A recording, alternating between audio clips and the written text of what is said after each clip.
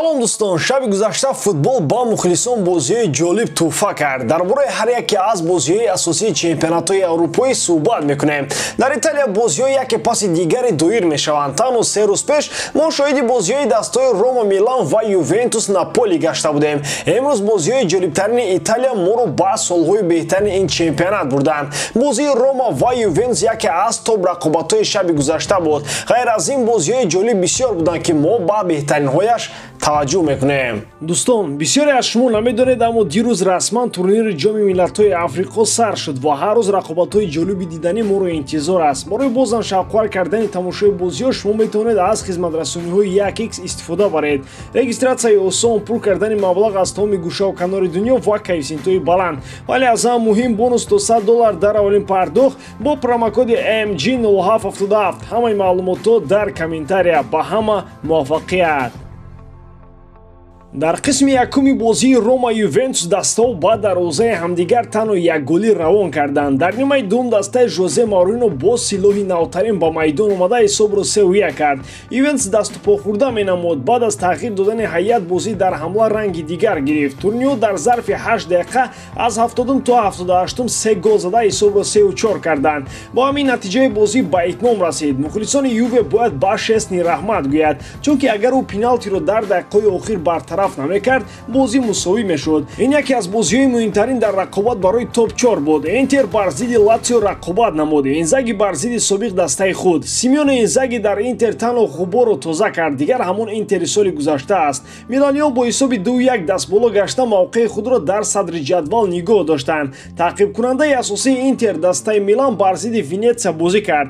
Ибрагимович ва набирагони ӯ бо ҳисоби 3-0 дастболо шуданд. Яке аз голҳоро маҳз бозингари шветсагӣ ба сама расон. Венетсия 80-умин дастае шуд ки дар топ 5 чемпионатҳои топ Ибра дарвозаашонро рахна кард. Давогари дигари қаҳрамони Наполи худро зиёд ғам надод ва дар рақобат бо Самдория ба 1 гол пирӯзии минималии худро ба даст овард. Аталанта бошад баръакс ҳар қадар тавонист гол зад. Ин даста бар зидди Удинезе бозӣ карда бо ҳисоби 2-6 бозиро ба этмом расон. Дар Фаронса Лион ва ПСЖ бозиашонро доир карданд. Чунон менамуд ки дар ин дидор парижиҳо ғалабаи навбатии худро ба даст меоранд ва муаввалин шуда ҳисобро Олимпик Лион кушод. Месси, Неймар, Ди Мария дар ин бозӣ иштирок намекарданд. Бе онҳо Мбаппе хеле меҳнат карда ду бор зарбаҳояш ба устуни дарвоза расиданд, аммо гол назад. Ягона голро Тило Керер зад ва ҳисобро баробар намуд. Метавон гуфт ки парижиҳо дар ин бозӣ ду имтиёзро аз даст доданд, чун Лион новобаста ба бузург буданаш айни ҳол дастаи 14-уми Фаронса аст. Дар Испания бозии дастаҳои Вилареал Атлетико Мадрид доир шуд. Унаи Эмери боз натавонист бар Симеоне дастболо шавад, аммо мағлуб ҳам нагардид. Бозии дастаҳо бо ҳисоби мусовии 2-2 ба анҷом расид.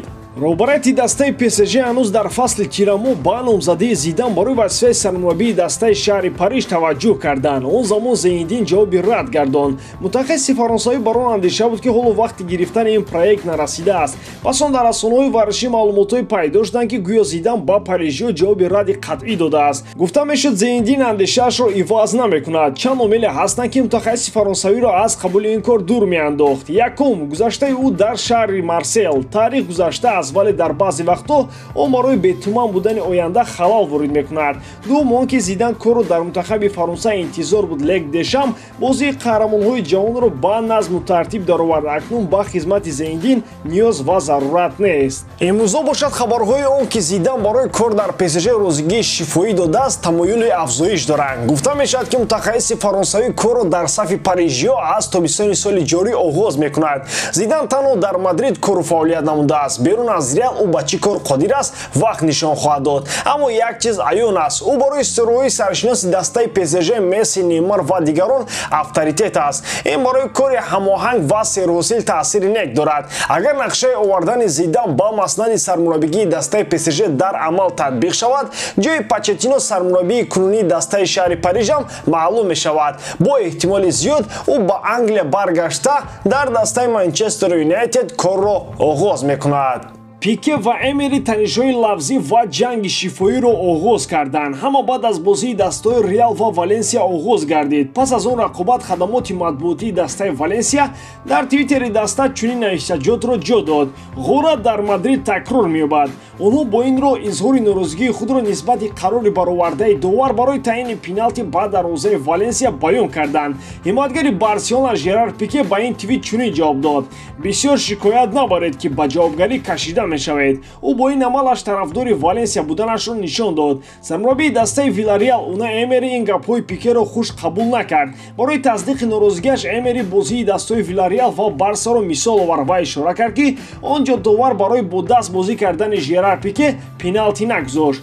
Пике ба ҷои хаб нишастан мехоҳад одамонро фиреб бидиҳад. дар бозӣ бо мо тӯб ба дасташ расид. он ҷо 100% пеналти буд. акнун бошад Пике дар бораи доварии бозии дигар ҳарф мезанад, гуфт Эмери. Пике аз он тоифаи одамоне нест ки хаб шинад. ӯ ҳамеша як чизи мегуфтание дорад, хоҳ ҳақ бошад, хоҳ ноҳақ.